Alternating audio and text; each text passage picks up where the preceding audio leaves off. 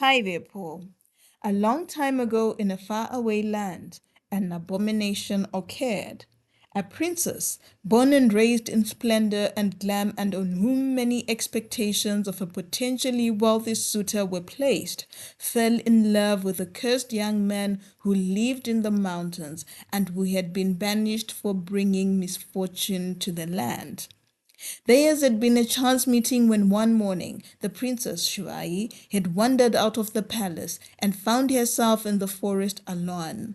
Shivai had always been surrounded by maidservants and guards and chaperons and was rarely allowed outside alone, as she was seen as a kingdom treasure, what with her almost rare beauty and with her parents' desire as she had metamorphosed into a young woman that she marry the best man in all the kingdoms around. So often she was cocooned by royal aides and would never be seen out alone. But the afternoon of their meeting, there had been a large royal delegation from a nearby friendly kingdom that had come to visit, and every maid servant and aide had been called to serve the visitors, and Shuvai found herself open. For a long time, as the swell of activity buzzed around her, she had stared at the open, unguarded gate, wondering what would happen should she decide to walk out of it. Then, after staring at it long enough, Princess Shivai had stood, and her feet, as though of their own volition, had carried her to the gate, given her eyes a heartbeat to look around to see if anyone was watching, then finding none, carried her out of the palace gates. She had expected to be apprehended before she reached the first bend in the road, but no one had followed her. As she disappeared by the bend, she pulled out her large murara hat and pulled it over her face so she would not be recognized by the commoners, and increased her pace as she headed towards the river, the place where her mind felt most at ease at. But the greatest joy in her came when she got to the river and there was no one else there except herself. Even the fishermen had been called from their chores to attend to the kingdom visitors and the greetings that would happen later on in the afternoon after the morning meetings were done. For a moment, Shivai had been disoriented because this was the first time in her life she was alone, with no other human being hovering over her. But then she took a deep breath and closed her eyes, allowing the freedom to wash over her. This is heaven, she thought to herself and smiled, before removing her hat and tossing it to the side, untying her sandals, then hitching her skirts to run into the shallow ends of the waters. The cold water hitting her toes was exhilarating, and she stood for a while, allowing the emotions to wash over her before she began trilling and dancing and laughing in the waters. She must have been in the water for an hour when she finally tired and decided to go back to the bank to just sit and enjoy herself for a while. But when she got to the bank, she could not see her sandals and her murara hat. Disoriented for a heartbeat, she closed her eyes and opened them again. This was not the place she had entered the river at. In her dances and little runs across the water, she must have moved, unaware of the changes in surroundings. But if she had moved, had she gone upstream or downstream? She pondered for a while, then decided she had probably gone downstream as it was easier to follow the flow of the water. So she walked upstream for a while, but still could not find the area she had exited from the bushes. So she changed her mind and went downstream again, passing the area she had stopped dancing at and going further down until the whole area felt new, felt different, and she knew she was lost. The exhilaration of earlier too had been lost, replaced now by both fear and an understanding of why her parents did not allow her outside on her own. She sank down by the riverbank, willing her mind to think of what to do next, but nothing came to her mind. She looked up into the sky and saw that the sun had ascended to midday and knew that soon enough people would begin looking for her and her troubles would start. What am I to do? She asked herself, standing and looking again at the dense and fearsome bushes behind her, which she knew somehow hid her home. She knew it would be folly to try and tackle them, for she did not know what other dangers they hid, and she was sure she would get even more lost in them. What am I to do? She asked herself, slumping onto the ground again and hugging her face to her bent knees, helpless, as the water that had cooled her feet now felt like it was mocking her as it strolled gently past. Even its earlier susurrations had begun to feel like a roar, and she had closed her ears, her eyes to it, hoping that when she opened them again, she would be finding her way home. But even as she tried to shut down the sounds of the river, there was a gentle, mournful thrum in her ear. At first, she dismissed it like it was just her imagination, but the more she dismissed it, the louder it became. And as she listened, she could tell it was the sound of a drum, its beat slow, sad, an echo of pain, and for a moment she wanted to lose herself in it, to cry. But realization hit and your face lit up. A drum being played meant a drummer, another human being. There was someone close by, and if she could find them, she could get directions to her home, and she would not be lost anymore. So again, she hitched her skirts and followed the thrum of the drum, hoping the drummer would not cease beating it until she found them. And as she got nearer, the echoes of the beat became her guide, drawing her closer and closer to the drummer. Mukundi's head jagged as a shadow fell over him, and a part of him wanted to shove the drum as far from himself as possible so he could bolt, but he realized it was too late as the shadow was looming too close to him. So praying it was not an enemy, for he had left his spear in the cave when he had come to tighten his drum, he looked up and was startled by the sight before him. Immediately, his fingers, which had continued to prop the hide of the drum to release its melodies even when he had sensed danger, now stopped and hung in mid-air just as his jaw dropped at the sight. For before him stood the most beautiful young woman he had ever seen. Not that he had seen many women in these parts of the forest, but even then he could tell that the beauty that stood before him was unique, was unreplicated. Her skin was ebony and shiny. It glowed in the afternoon sun. Her face was small and pale and offset by big luminous eyes that now stared down at him in fear, but which gave her face character. Before he could even ask who she was already speaking frantically. Please, I am looking for the route to the Tapa Kingdom. I have lost my way. Would you be kind enough to show me the way home? Mukundi was too enchanted to speak, so he only nodded and stood, and tucking his drum underneath his armpit, he pointed vaguely towards the east and began walking, and Shuvai followed closely behind him. Any other day, she would have been terrified of a stranger and would have probably hid behind a guard or a maidservant and left them to do the talking. But this time, she put all her trust in him, allowing him to lead, with only the slightest prayer that he would take her home. For there was something about him, too, that was reassuring and that made her trust that he would get her back to Tapa. She had been surprised when she saw the drama, for he was nothing at all what she had expected when she heard the mournful sound of the drum. She had envisioned an older drummer, someone who had experienced pain and strife in their life, to be behind the thrums, so she had been shocked to find a young man close to her age sitting on the drum. From his standing position, she had quickly deduced that he was easy on the eye too.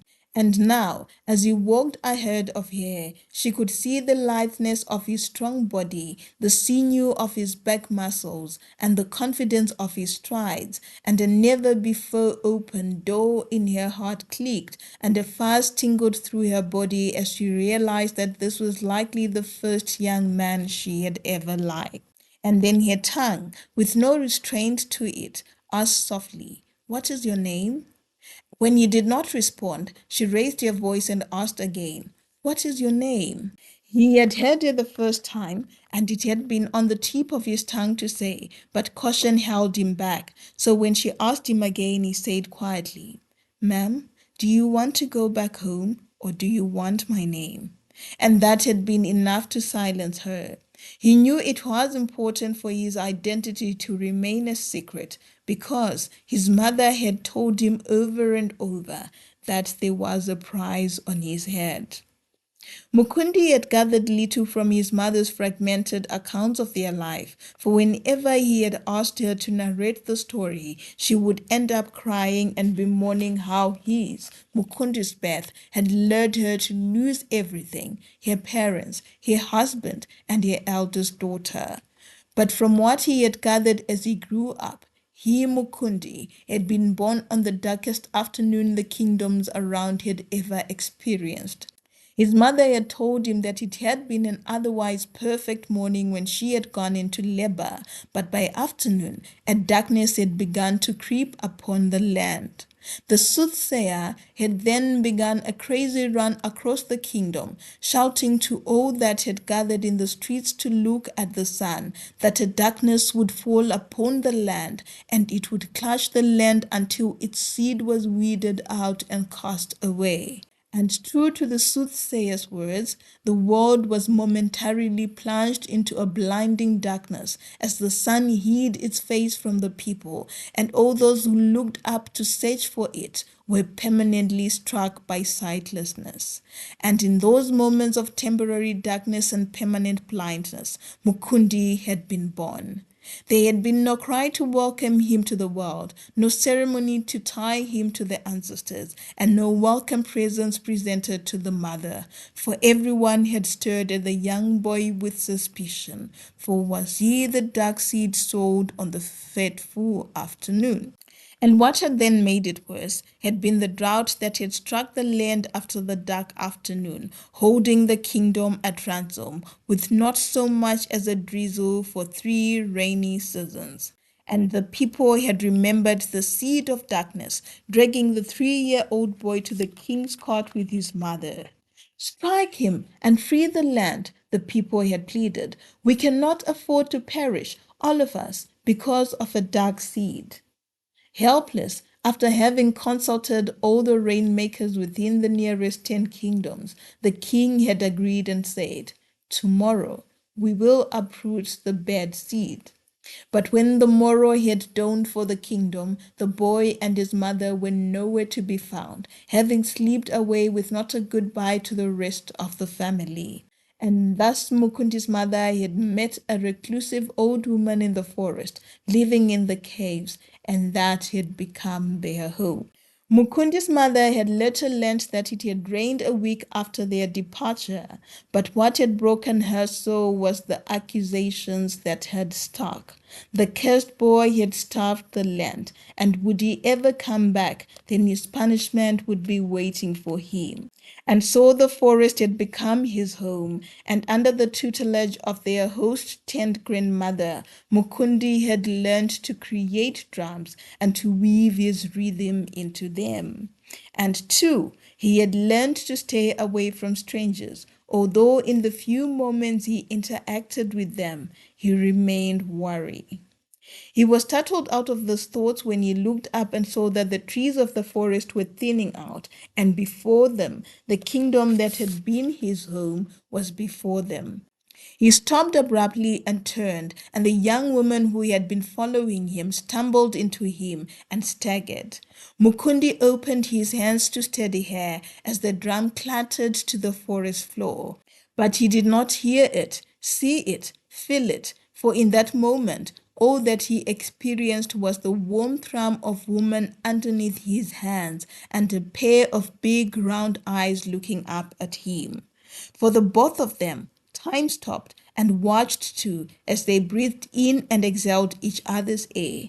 Neither moved, neither spoke, yet both felt comfortable, reassured by either's presence. Then Shivai had to break the spell when she asked again, "What is your name?" Immediately, Mukundi let go of her as though her body had scalded him, and he remembered. So he said to her, "Go on home, this is the kingdom you were looking for," before sidestepping her, picking up his drum, and walking into the depths of the forest again. He had gone back to the rock where she had stumbled upon him, and closed his eyes before beginning to beat his drum again, to the same slow, purposeful rhythm that had summoned her to him. When he eventually opened his eyes, he had expected to see her again, but he knew she was gone. Oh, what he would give to see her again, to play for her the tunes of love and hope that he hardly ever played, to see her eyes grow bigger and rounder as she sat before him. He sighed. The stirrings in his heart were new, yet they felt right. This was a young woman he would not mind spending forever with. He sighed again, wishing that life had turned out differently for him, and he could just walk up into her kingdom and request an audience with her, and then ask that they could court each other.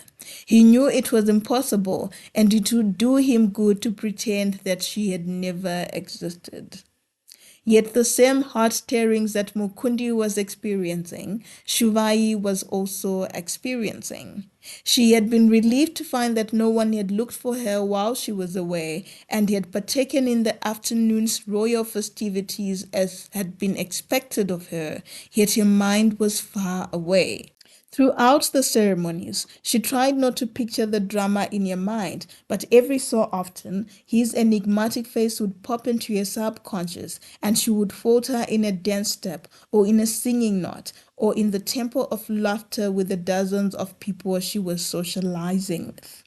And it was only when the festivities were over and she was safely ensconced in her heart that night that she allowed herself to picture his face again, and with his face in her mind, she had drifted off to sleep and dreamt of lithe fingers caressing a drum to produce the most beautiful melodies.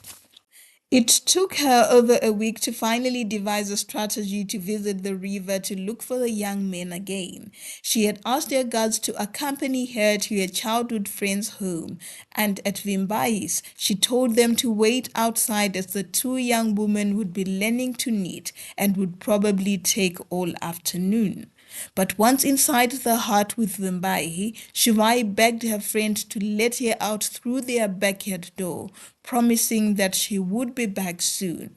And as soon as Shivai was alone in the woods, she had tore to the river, and when she got there, turned downstream to the place where she had heard the beats of the drum. She walked with her ear pegged up, trying to listen beyond the rush of the river, and finally, just at the point she had begun despairing, she heard the gentle thrum-thrum of the drum. Giddy with joy, she ran towards the sound, the same mournful tune he had been playing the day they first met, and was delighted to find him sitting on the rock where she had left him. This time, Mukundi heard her footsteps before she even rounded the bend, and when she popped into full view, his heart skipped the same beat that his fingers skipped on the drum. Again, she looked unreal and yet stunningly beautiful that he was sure she had been molded by human hands rather than having been born by a woman. But his excitement at seeing her had quickly vanished as she drew nearer, as he remembered his mother's words. Stay away from young women from that kingdom, his mother had warned him, unless, of course, you want both myself and yourself to perish. There are plenty of other kingdoms around us. Find other women from there, not from Tapa. It had not been his mother's words that had scared him, but the fear in her eyes that spoke of the pain that the kingdom had likely inflicted on her. And so when the younger woman drew closer, he feigned a gruffness and a rudeness that he did not feel, and asked her, "What are you doing here? What do you want?" "I am lost again," she said, with not a hint of conviction in her voice. Mukundi looked at her, then sighed before closing his eyes and allowing his fingers to connect with the drum again. Then slowly he allowed his fingers to dance, trying to dispel the vision of the beauty that stood before him from his mind. Yet the harder he tried, the clearer her face, her presence became behind his eyelids, and the stronger the feelings for this stranger grew. And with them, so too did the vigor in his fingers increase, and the melody changed from sorrowful to longing. He did not know for how long he had beat the drum, only that when he finally began to slow down, he had opened his eyes to find the young woman sitting on the ground before him, eyes closed too, but tears glistening on her cheeks and her body swaying to and fro. To and fro. He watched her now, taking in her beauty, and an ache filled his body, longing stirring his heart. And when eventually she opened her eyes, they had looked at each other unblinkingly, not saying a word to each other. They sat like that for a long time, neither saying a word to the other, both reveling in each other's presence. Shivai did not know how quickly the sun had sped, and only when she looked up, the sun was beginning its westward slant. She jumped to her feet and smiled at him, saying, "Thank you. That was the best conversation I have ever had." He laughed, and for the first time since he had ever met her, he was at ease. So he said, "Me too. I enjoyed the company and the audience." He rose too and asked, "Do you want me to accompany you back?" She nodded, a tad bit enthusiastically, and the two of them walked into the forest, this time side by side. Again, there was not a lot of conversation between the two of them, except when he would casually point out at a colorful bird or at an exotic flower. And when they got close to the kingdom, he then asked her, "What is your name?" "Shumai," she responded and asked, "And yours?"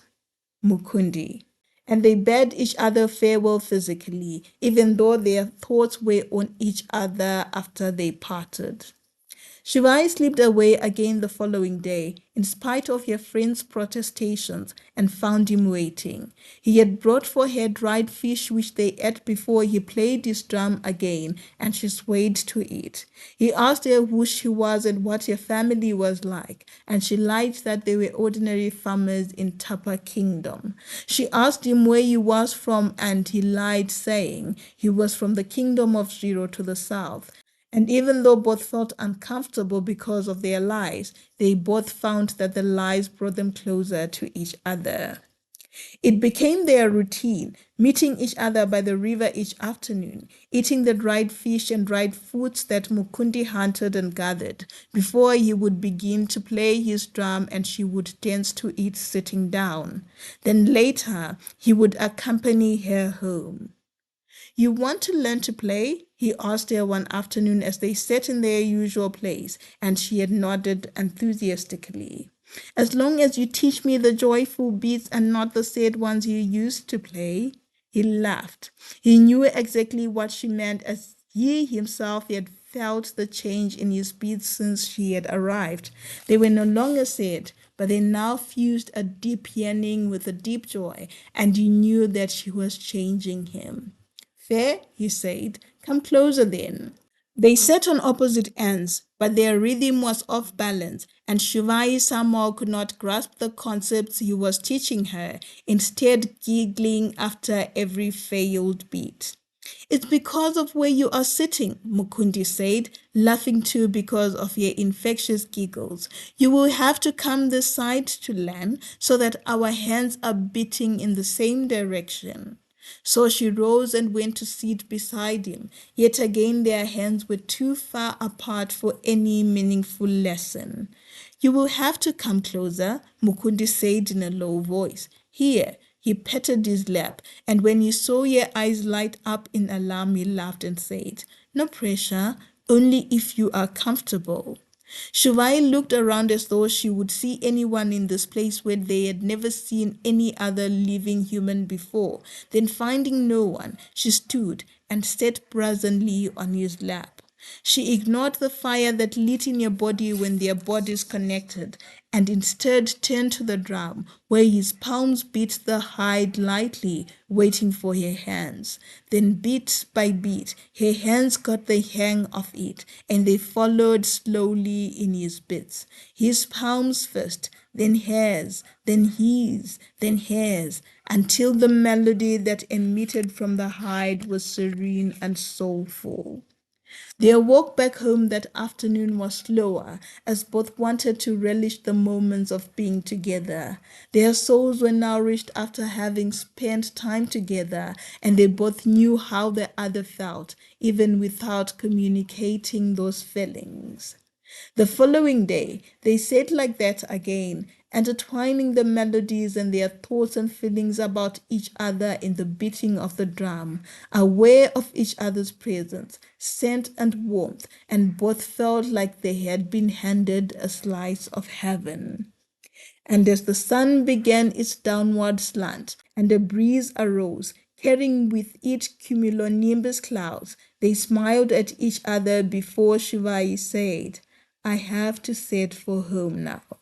But before she could even rise from Mukundi's lap, a loud scream had rent the air, and startled, both Mukundi and Shivai had scrambled to their feet to look at the source. Mukundi was startled to see his mother charging towards them, her eyes bulging with rage.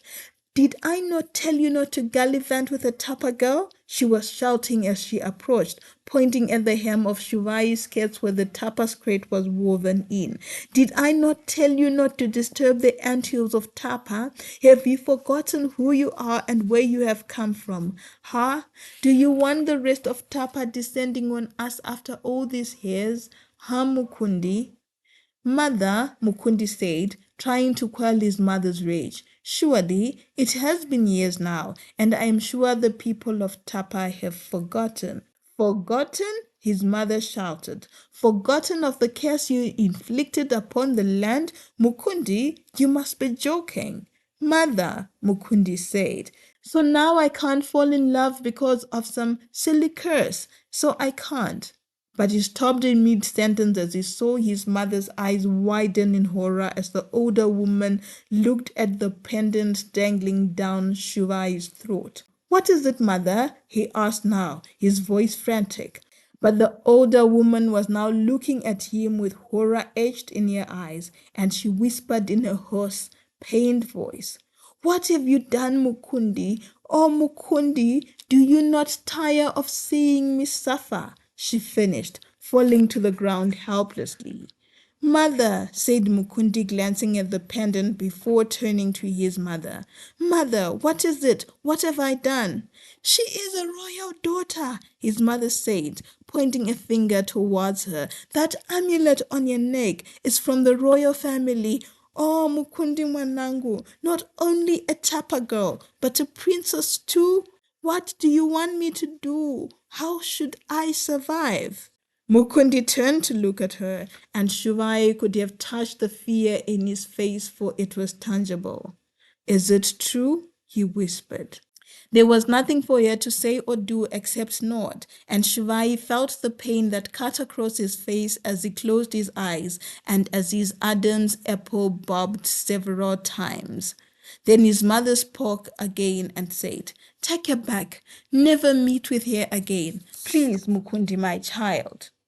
Mukundi turned to Shivai, and he took her hand in his and marched her towards the wood. His pace was brisk, and Shivai had to run walk to keep up with him. What just happened? Shivai asked him. What is happening, Mukundi? Why did your mother talk of a curse? And why did she look like that when she saw my amulet? And when he did not respond, she jerked her hand away and stopped in the middle of the forest. Either you tell me what just happened, or you leave me here and I find my own way home. Mukundi sighed and turned to look over at her. Shivai, he said, it is complicated. What is complicated? But before he could respond, a streak of lightning flashed across the sky, followed by a loud boom of thunder. They both looked up at the sky and were shocked to discover that the sky had darkened and a storm had built up. Before they could even think of the next step, another streak rent the sky, quickly followed by the boom of thunder, and big splatters of rain began to fall. Again, Mukumbi grabbed Shuvai's hand, telling her, I know of a place we can hide through this storm. I am sure it will be a quick one. And he led her to a small cave by the side of the paths. Except the storm was not a quick one, as it raged on and on until the skies began to darken for real, heralding the beginning of night. Shuvai, mind whirling with the events of the afternoon, tried not to think much of the hullabaloo her absence was costing and decided to deal with Mukundi and what his mother had said. So she asked him again, What was your mother talking about? Mukundi was silent for the longest time, then swallowed and told her everything. And that is why I cannot court or marry a woman from Tapa, he finished. We will be exposed, and the royal decree on our lives will be carried out. He scratched his head, then paced 2 steps from one end of the cave and another 2 steps to the other end before he stopped and said in an exhale, Oh, this is all a mess. Then he turned to Shuvai and in the dim light of the cave said, But you too, Shuvai, why didn't you tell me you were the king's daughter? She sighed too and said, I was afraid I would never see you again. He shook his head, then came to stand before her, willing to pour his heart out to her. But when he took her hands in his, he realized she was trembling. So instead he asked, Are you cold?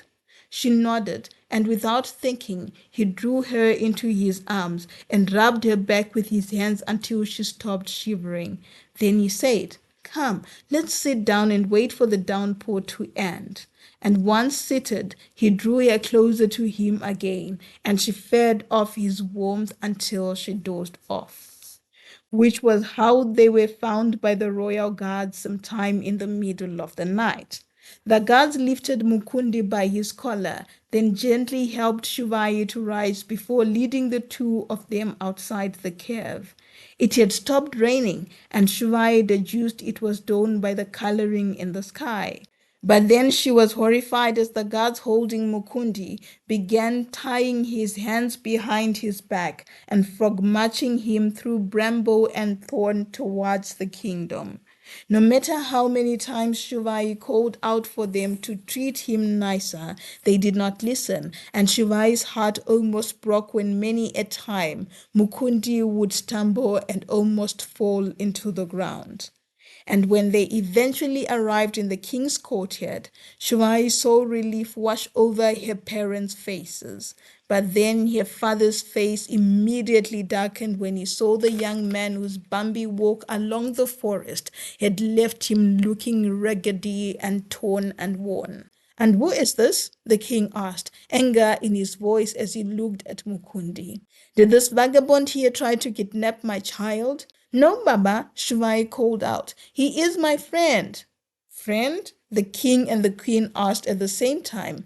You have a male friend that we do not know of? Huh? Who is he? Who is his family? And what was he doing with you in the middle of the night away from home? We were just caught up in the storm, Baba, Amai, and we had to find shelter until it abated. That's all. That's all? Her mother asked. You call gallivanting with a man in the middle of the night? That's all, huh? Where was your chaperone? Where were your guards? You just disappeared from home to go to be with a man, huh? What kind of behavior is that? Do you know what the entire kingdom will say of you when they learn of this behavior? Do you know what will happen to your chances of marriage? Oh, Shuvai, my child, what have you done? Why are you hell-bent on embarrassing us like this? Shivai did not respond because she was looking at your father, who was looking at Mukundi, and in that instant, Shivai saw the recognition flicker into his father's eyes before they widened with horror. Then the king spoke, his voice hoarse and for the first time ever in Shivai's life horrified. "Who are you, boy?" the king asked. Mukundi, tired of a life in the forest and longing to belong, no matter the cost, swallowed, cleared his throat, and told the king everything that he had told Shivai as they stood in the cave. Shivai watched as the faces of everyone around them widened in horror, and the whispers rose. "The cursed boy is back." But Mukundi paid no heed to the terror around him and the whispers of curses that were flying around the courtyard. A part of him was convinced that if he were to meet the Maker now, then that would be okay. At least he had lived a half life in the forest, albeit, but lived nonetheless and gotten to fall in love while at it. There would be no point in continuing his half life anyway if it meant deprivation from normalcy. So, after explaining who he was to the king, he finished by saying, "My king, if the punishment you meted out on me all those years ago still stands, then I am here for penance. Only though, free my mother from the cave so she comes back to her home and to her people. But with me, do as you please." But the king seemed to not have heard him and said, a bit of terror in his voice, "Why are you here, son? What brings you back here?" Mukundi looked over at Shivai and gave her a small smile before he said, "I saw a flower one day by the river, and I fell for that flower, not knowing that it belongs to this household. My king, had I known from the beginning, I would not have disrespected you, but I learnt of it a little too late. So on my way here, which I wouldn't have come had I not been arrested, I figured that if I do not meet my maker today, then I might as well ask you to court your daughter officially, even though I am just a poor drummer with nothing else to their name." Shivai could see her father's face softening, and she was shocked. Why was he not angry, not chasing Mukundi away? Had he not always told her that she would be married to an important man? Then the king spoke, addressing Mukundi. "The oracle said that you shall come back one day, riding the foreigners' horses, with an army as large as this kingdom, and you would slay everyone as revenge and take over this kingdom."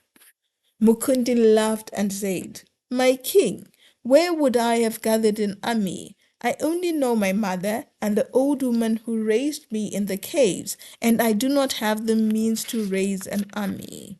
Then he paused, and his face became serious before asking the king, "Your Majesty, was the oracle for revenge pronounced by the same soothsayer who pronounced my curse?" Both Mukundi and Shivai watched the king's face soften, and then he laughed as realization hit him. Yes, it was the same seer. Mukundi laughed too and said, "Then there must have been something wrong with his visions, because I have no army. Again, I am just a poor drummer, and I am sure you're also realizing that this prophecy on the curse might also have been flawed. My king, if I indeed was cased, the land I have lived in after my mother left the kingdom would have suffered from the curse, but nothing of the sort has happened." "Yeah," the king said, nodding and smiling. "You are right. Some of his prophecies were spot on, and others not so much."